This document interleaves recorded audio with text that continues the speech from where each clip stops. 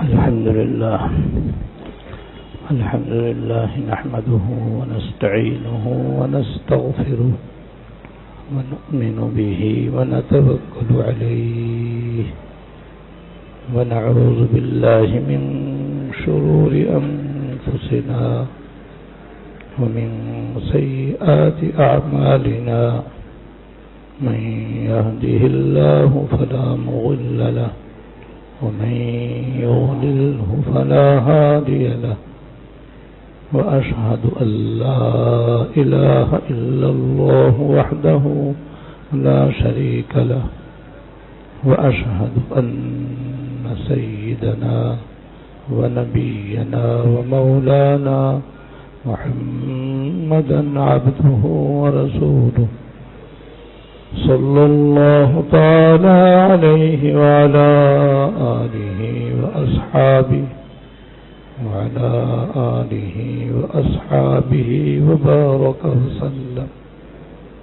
وبارك وسلم تسليما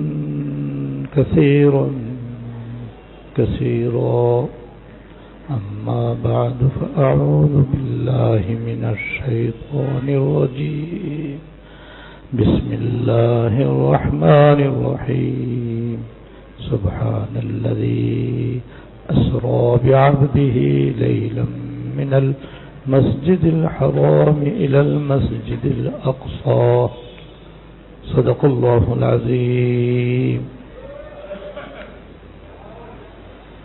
میرے قابل احترام بزرگوں، آج میں آپ کی خدمت میں انشاءاللہ تعالی معراج میں سرکار دو عالم صلی اللہ علیہ وسلم نے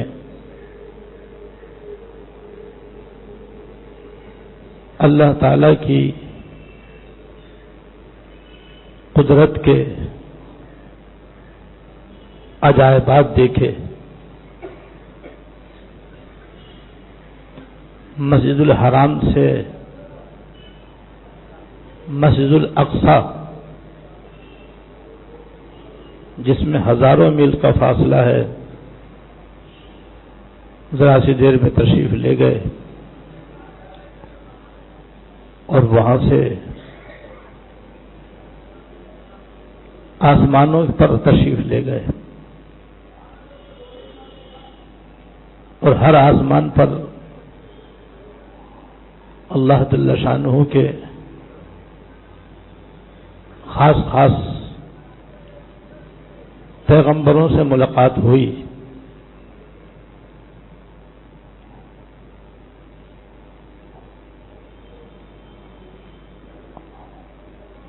سدرۃ المنتہا پر آپ تشریف لے گئے، پھر اس سے بھی آگے اللہ جل شانہ کی بارگاہ میں حاضر ہوئے. اللہ جل شانہ کی زیارت سے مشرف ہوئے. اللہ تعالیٰ کی بارگاہ میں آپ نے اپنی درخواستیں پیش کی. اللہ پاک نے انہیں قبول فرمایا اور مزید قسم قسم کی عنایتیں اور مہربانیاں فرمائیں. یہ ایک سچا اور پیارا واقعہ ہے اور انتہائی ایمان افروز واقعہ ہے. اس کے کچھ حصے آج بیان کرنا چاہتا ہوں، جس میں ہمارے لیے بڑا سبق ہے، ہمارے لیے بڑی نصیحت اور درس ہے.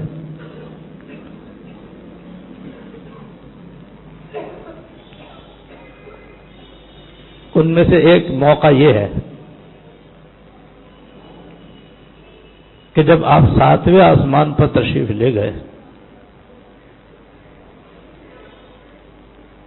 تو آپ کی حضرت ابراہیم علیہ السلام سے ملاقات ہوئی. جو بیت المعمور سے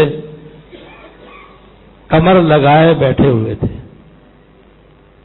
اب یہ سمجھیں کہ بیت المعمور کسے کہتے ہیں؟ بیت المعمور 7ویں آسمان پر خانہ کعبہ ہے۔ جیسے مکہ مکرمہ میں مسجد الحرام کے مطاف کے بیچوں بیچ خانہ کعبہ ہے، بالکل اس کی سیدھ میں 7ویں آسمان پر بھی خانہ کعبہ ہے، جس کو بیت المعمور کہتے ہیں۔ 7ویں زمین سے لے کر 7ویں آسمان تک خانہ کعبہ کی سیدھ میں یہ سب خانہ کعبہ ہے، اور ہر آسمان اور ہر زمین میں اگر اللہ کی کوئی مخلوق ہے اور اس کو خانہ کعبہ کی طرف رخ کر کے عبادت کرنے کا حکم ہے تو یہ حکم 7ویں زمین کے نیچے سے 7ویں آسمان کے اوپر تک ہے۔ اس لیے ہمیں اور آپ کو ہوائی جہاز میں بھی یہ حکم ہے کہ خانہ کعبہ کی طرف رخ کر کے نماز پڑھو، اور زمین کے نیچے چلے جاؤ، جیسے سمندر میں آدمی ہزاروں میل نیچے بھی جا سکتا ہے، ایسی آپ دو سے تیار ہیں، ورنہ ہو جائیں گی۔ تو وہاں بھی نماز پڑھنے کا حکم ہے، تو حکم یہ ہے کہ خانہ کعبہ کی طرف رخ کرو۔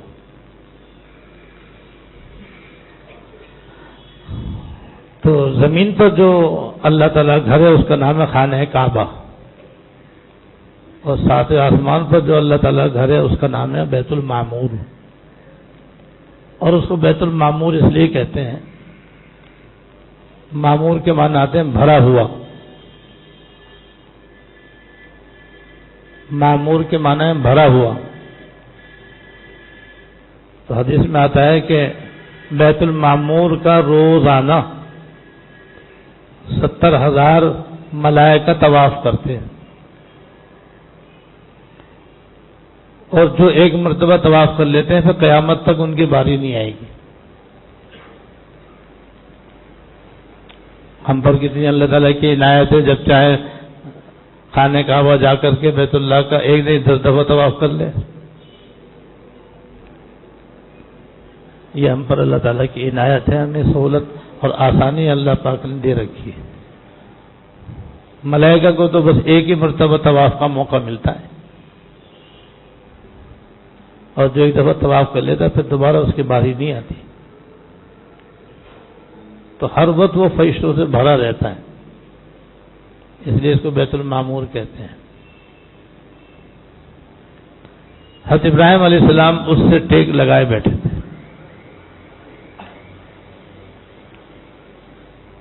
جس سے یہ مسئلہ معلوم ہوا کہ خانہ کعبہ کے کوئی ٹیک لگا کر بیٹھنا چاہے، پشت کر کے بیٹھنا چاہے تو گنجائش ہے، اگرچہ بہتر یہ ہے کہ خانہ کعبہ کی طرف پشت نہ کرے اور اپنے پشت کی طرف سے اس کے ٹیک نہ لگائے، لیکن لگا لے تو گنجائش ہے۔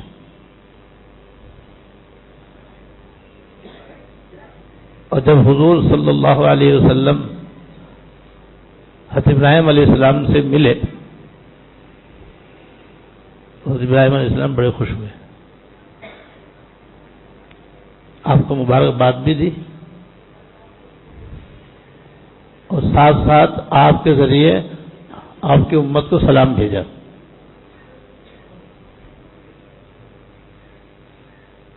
اور ایک پیغام بھی دیا، لہذا ہمیں سلام کا جواب بھی دینا چاہیے اور ان کے پیغام پر عمل کرنا چاہیے۔ سلام کا جواب تو سیدھا سادہ، وعلیکم السلام ورحمۃ اللہ وبرکاتہ، ہم سب کو کہہ لینا چاہیے، کیونکہ ہم سب کو انہوں نے سلام بھیجا ہے، اور تو قیامت تک آنے والی پوری امت کو ان کی طرف سے سلام آیا ہے۔ لوگ یہ واقعہ تو سن لیتے، سنا لیتے ہیں، لیکن سلام کا جواب نہیں دیتے۔ السلام کا جواب دینا واجب ہے، تو آج آپ کا واجب بھی انشاءاللہ ادا ہو رہا ہے۔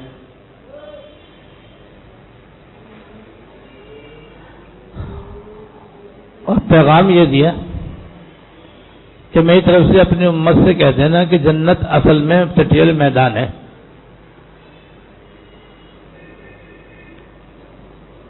لہذا دنیا میں آپ کی امتیوں کو چاہیے کہ وہاں سے رہتے ہوئے اس میں اپنے درخت لگا لیں، پودے اگا لیں، باغات تیار کر کے لائیں۔ اور فرمایا جنت کے درخت جو ہیں اور پودے سبحان اللہ، الحمدللہ، اللہ اکبر، لا الہ الا اللہ ہے، ان کے پڑھنے سے جنت میں باغات لگتے ہیں۔ ایک دفعہ سبحان اللہ کہے تو اللہ تعالیٰ ایک جنت میں درخت لگا دیتے ہیں۔ اور دوسری حدیث میں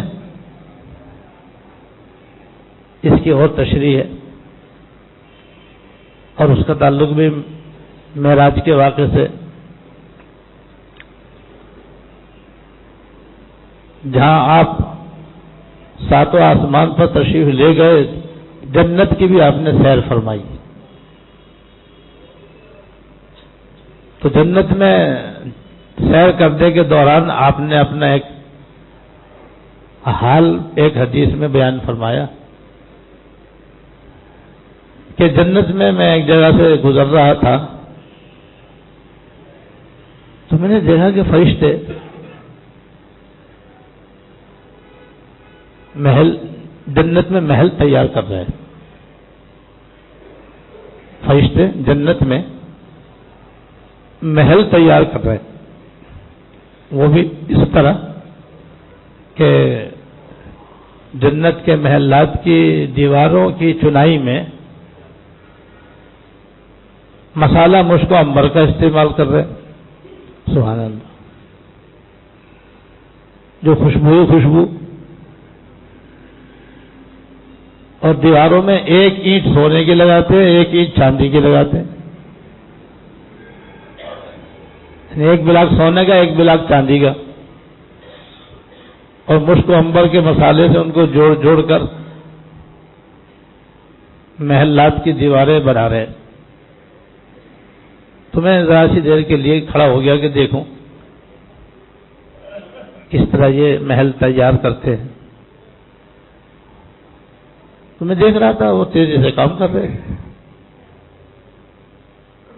کام کرتے کرتے اچانک انہوں نے کام بند کر دیا اور ہاتھ پہ رکھ کے بیٹھ گئے۔ میں نے کہا کام کیوں نہیں کر رہے، اتنی جلدی کام کیوں چھوڑ دیا؟ تو فرشتوں نے جواب دیا کہ ہم اجرت پہ کام کرتے ہیں، اجرت ملتی ہے کام کرتے ہیں، اجرت بند کام بند۔ پھر انہوں نے وضاحت کی کہ یہ محل جس شخص کا تیار ہو رہا ہے وہ دنیا میں ہے، وہ دنیا میں ہے، زندہ ہے۔ جب اس کی زبان اللہ کے ذکر سے ہلتی ہے، آیا ہے، اور سبحان اللہ سبحان اللہ سبحان اللہ سبحان اللہ کہتا ہے، الحمدللہ الحمدللہ الحمدللہ الحمدللہ کہتا ہے، اللہ اللہ کہتا ہے، ہم یہاں کام شروع کر دیتے ہیں،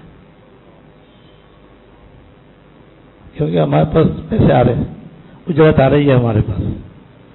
جب تک وہ اللہ کا ذکر کرتا رہتا ہم یہاں کام کرتے رہتے ہیں۔ اب اس نے ذکر چھوڑ دیا تو ہم نے بھی کام چھوڑ دیا کہ بھائی اجرت ملے گی تو کریں گے، مفت میں کریں گے کیا؟ یہ دیکھو حضرت ابراہیم علیہ السلام کی بات کی وضاحت ہو گئی اس کے اندر۔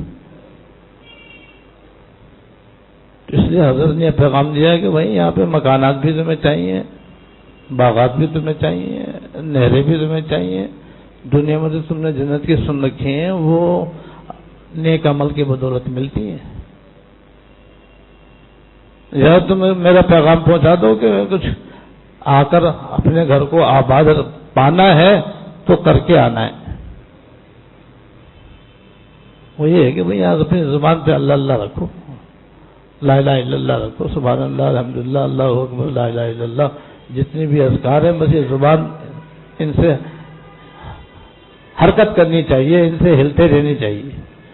جتنے یہاں ذکر کریں گے اتنے وہاں درخت لگیں گے، اتنے پھولدار پودے لگیں گے، اتنے باغات تیار ہوں گے، محلات تیار ہوں گے. تو یہ پیغام ہے بھائی حضرت ابراہیم علیہ السلام کا. لہذا اس پیغام کو ہم یاد رکھیں. یہ انہوں نے عذرائے شفقت حضور کے طفیل ہمارے پاس بھیجا ہے، کیونکہ وہ تو جنت میں ہی، انہوں نے تو جنت دیکھی. تو جو شفیق ہوتا ہے وہ خیر خواہی میں اصل بات بتلا دیتا ہے. تو جیسے حضور ہم پر مہربان ہیں، وہ حضور کے جد امجد ہیں، اس لیے انہوں نے حضرت حضور کو بتلا دیا کہ بھی اپنی امت سے یہ بتا دینا کہ جنت جو ہے وہ چٹیل میدان کی طرح ہے، لہذا اس کو آباد کر کے لائے. آباد کرنے کے بعد یہاں آئے، یہاں آ کر آباد نہیں ہوگی، وہیں سے آباد کرنی ہوگی. اور اس کی آباد کاری ہوتی ہے ذکر اللہ کی کثرت سے. لہذا ہم سب اللہ کا ذکر کثرت سے کرنے کی عادت ڈالیں. ہر نماز کے بعد بھی تسبیح فاطمی پڑھا کریں، صبح شام کی بھی تسبیحات، 4 تسبیحات میں بتایا کرتا ہوں، استغفار کی، درود شریف کی، سبحان اللہ وبحمدہ، سبحان اللہ العظیم کی، تیسرے کلمے کی پابندی کریں. ساری زندگی پابندی رکھیں اس کی. اور چلتے پھرتے چاہے لا الہ الا اللہ یہ افضل الذکر ہے. افضل الذکر اس لیے بتا دوں آپ، جتنے بھی اللہ تعالیٰ کو یاد کرنے والے کلمات ہیں، جن سے بندہ اللہ تعالیٰ کو یاد کرتا ہے اور اللہ تعالیٰ ان کلمات سے راضی اور خوش ہوتے ہیں، وہ 4 کلمے ہیں. سبحان اللہ، الحمدللہ، اللہ اکبر، لا الہ الا اللہ. یہ سارے کلمات کا سردار ہے، حدیث میں ہے یہ. اور یہ چاروں کلمات کا خلاصہ سبحان اللہ وبحمدہ سبحان اللہ العظیم کے اندر ہے. اور سبحان اللہ وبحمدہ سبحان اللہ العظیم سارا خلاصہ لا الہ الا اللہ کے اندر ہے. اور لا الہ الا اللہ خلاصہ لفظ اللہ کے اندر ہے. کیونکہ اصل چیز تو اللہ تعالیٰ کی ذات اقدس ہے، جس سے بھی ان کو یاد کرو بس وہی سب کچھ ہے.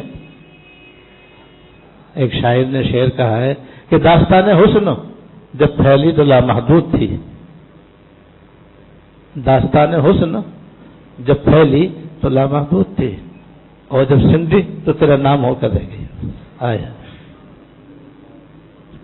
اصل تو اللہ پاک کی ذات اقدس ہے.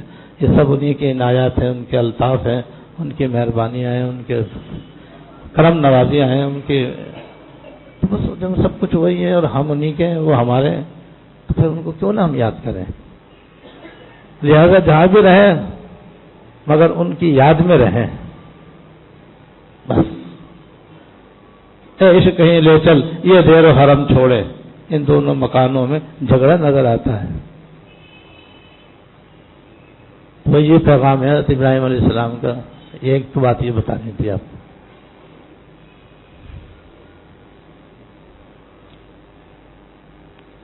دوسرا ایک واقعہ بھی حضور نے دیکھا معراجی کے اندر، وہ بھی سنانا چاہتا ہوں. ایک جگہ آپ تشریف لے گئے، تو وہاں سے دیکھا کہ کچھ لوگ ہیں اور ان کے پاس 2 قسم کے برتن ہیں. ایک برتن میں سڑا ہوا گوشت پڑا ہوا ہے، انتہائی بدبودار. اور دوسرا برتن ایسا ہے کہ اس کے اندر بہت ہی شاندار، پاک صاف، لذیذ گوشت رکھا ہوا ہے.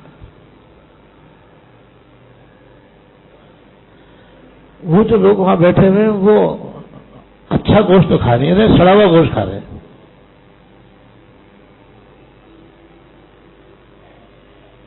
تو حضور فرماتے میں نے جبرائیل امین سے پوچھا یہ کیا ماجرا ہے، یہ کیا قصہ ہے؟ اچھا خاصا سالن موجود ہے، پاک صاف حلال طیب عمدہ اور لذیذ، اس کے ہاتھ نہیں لگا رہے اور یہ سڑا ہوا گوشت کھا رہے، کیوں کھا رہے ہیں؟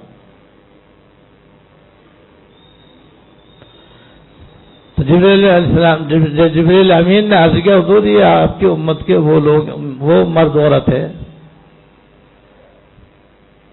جو شادی شدہ تھے اور شادی شدہ ہونے کے باوجود دنیا میں حرام اور ناجائز تعلقات سے اپنی خواہش پوری کرتے تھے۔ اس میں عورتیں بھی آگے، مرد بھی آگئے، ناجائز تعلق رکھنے والے مرد بھی اور ناجائز تعلق رکھنے والی عورتیں بھی۔ تو یہ جو سڑا ہوا گوشت کھا رہے ہیں وہ ہے حرام و ناجائز تعلقات سے اپنی خواہش پوری کرنا۔ حالانکہ ان کے پاس عورت ہے تو شوہر موجود، شوہر ہے تو بیوی موجود، شوہر بیوی کے لیے حلال اور بیوی شوہر کے لیے حلال۔ تو اس کی مثال ہے جیسے کہ حلال اور طیب پاکیزہ گوشت، چاہیں تو یہ وہ اس کو استعمال کر سکتے ہیں، اپنی خواہش جائز طریقے سے پوری کر سکتے ہیں، لیکن نہیں کرتے۔ شوہر کے ہوتے ہوئے پھر بھی نامحرم مردوں سے ناجائز تعلقات، اور بیوی کے ہوتے ہوئے پھر بھی نامحرم عورتوں سے ناجائز تعلقات۔ اس کی مثال ہے کہ یہ سڑا ہوا گوشت کھا رہے جو کہ حرام بھی ہے، بدبودار بھی ہے، خراب بھی ہے، جس کا مطلب یہ ہے کہ دنیا کے اندر بھی وبال اور آخرت میں بھی عذاب۔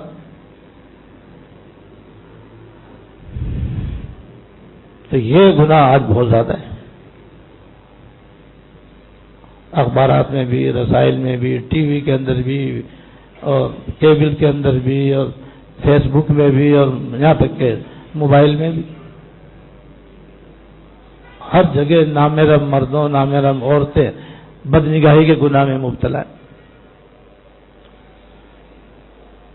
اور بدنگاہی کے اندر مبتلا ہونے کے بعد پھر آگے بڑھتے ہیں، آگے بڑھ کر کے پھر ایک دوسرے سے ملاقات بھی ہوتی ہے، ایک دوسرے سے باتیں بھی ہوتی ہیں، یہ سب گناہ در گناہ، یہ ہے ناجائز تعلق قائم کرنا۔ پھر بدکاری بھی ہو جاتی، کیونکہ یہ تعلقات جب آگے بڑھتے ہیں تو بدنگاہی تو زنا کا پہلا قدم ہے۔ پھر دیکھتے ہیں، پھر بات کرتے ہیں، پھر ملتے ہیں، پھر چلتے ہیں، پھر آگے جو ہونا ہوتا ہے وہ ہوتا ہے۔ اور یہ اللہ بچائے، ناجائز تعلق جو اصل ہے وہ اتنا خطرناک ہے، حدیث میں آتا ہے کہ جب کوئی مرد عورت بدکاری کر رہے ہوتے ہیں تو ان کا ایمان باہر نکل جاتا ہے۔ جیسے آدمی بیٹھا اور اوپر بادل ہو تو بادل اوپر ہوتا ہے، آدمی اس کے نیچے ہوتا ہے، ایسے ایمان بادل کی طرح باہر نکل چکا ہوتا ہے۔ وہ بدکاری کر رہے ہوتے ہیں، اب ایمان ان کا باہر ہوتا ہے۔ میں یہاں کہتا ہوں خدا نخواستہ واپس نہ آیا تو پھر کیا ہوگا؟ اگر انہوں نے اس کو حلال سمجھ لیا تو گیا ایمان۔ ایمان جب تک ہی ہے، جب تک کہ اسے حرام کو حرام ہی سمجھتے رہیں اور گناہ کو گناہ سمجھتے رہیں۔ تو آج ان حالات نے ہمارے معاشرے کے اندر، ہمارے گھروں کے اندر، ہمارے بچوں کے اندر، ہماری بچوں کے اندر اس حرام تعلق کو بہت زیادہ عام کر دیا ہے۔ اس لیے ہم سب کو توجہ دینے کی ضرورت ہے، آپ اپنی آنکھوں سے اس کا انجام دیکھ کے آئے۔ اسی لیے ہمارے اعمال کے اندر اثر نہیں ہے کہ کچھ نیک عمل کرتے تو ہیں، تلاوت بھی کرتے ہیں، تسبیحات بھی پڑھتے ہیں، نمازیں بھی پڑھتے ہیں، صدقہ خیرات بھی کرتے ہیں، لیکن ساتھ ساتھ یہ آنکھوں کا گناہ بھی خوب کرتے ہیں، بدنگاہی بھی خوب ہو رہی ہے، بدزبانی بھی خوب ہو رہی ہے، اور یہ جنسی گناہ میں اچھے خاصے نیک نمازی بھی مبتلا ہے۔ اسے موبائل کا ہاتھ میں، ننگی دنیا ہاتھ میں، جب چاہے بٹن دباؤ، ننگی فلم دیکھ لو، ننگی تصویریں دیکھ لو، بدکاری کا فیل آنکھوں سے لوگ دیکھتے ہیں۔ اللہ بچائے،